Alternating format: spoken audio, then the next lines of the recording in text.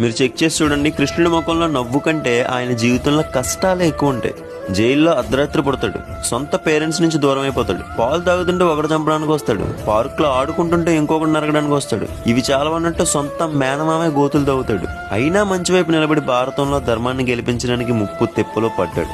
ఇంత చేసినా సుఖపడ్డా అంటే అది లేదు. లాస్ట్ లో గాంధారి ఇచ్చిన శాపం వల్ల 100 మంది కొడుకుల్ని కళ్ళ ముందే పోగొట్టుకుంటాడు. చివరికి వేటగడి చేతిలో దిక్కు లేకుండా చచ్చిపోతాడు. కృష్ణుడి నుంచి మనం ఇదే నేర్చుకోవాలి. లైఫ్ లో ఎన్ని కష్టాలు వచ్చినా, చివరికి చావే వచ్చినా అన్నిటినీ చిరు నవ్వుతో ఎదుర్కోవాలి. ఇదే ఆయన నవ్వుకి అర్థం. ఇది మీకు రైట్ అనిపిస్తే జై శ్రీకృష్ణ అని కామెంట్ చేయండి. అలాగే ఛానల్ ని కూడా ఇప్పుడే ఫాలో చేయండి.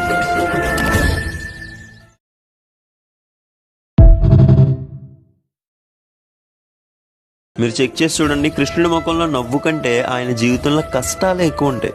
జైల్లో అర్ధరాత్రి పుడతాడు, సొంత పేరెంట్స్ నుంచి దూరం అయిపోతాడు, పాలు తాగుతుంటే ఒకటి చంపడానికి వస్తాడు, పార్క్ లో ఆడుకుంటుంటే ఇంకొకటి నరకడానికి వస్తాడు. ఇవి చాలా అన్నట్టు సొంత మేనమామే గోతులు తవ్వుతాడు. అయినా మంచి వైపు నిలబడి భారతంలో ధర్మాన్ని గెలిపించడానికి ముప్పు తెప్పలో పడ్డాడు. ఇంత చేసినా సుఖపడ్డా అంటే అది లేదు. లాస్ట్ లో గాంధారి ఇచ్చిన శాపం వల్ల 100 మంది కొడుకుల్ని కళ్ళ ముందే పోగొట్టుకుంటాడు. చివరికి వేటగడి చేతిలో దిక్కు లేకుండా చచ్చిపోతాడు.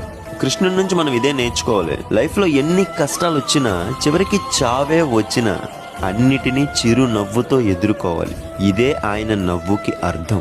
ఇది మీకు రైట్ అనిపిస్తే జై శ్రీకృష్ణ అని కామెంట్ చేయండి. అలాగే ఛానల్ ని కూడా ఇప్పుడే ఫాలో చేయండి.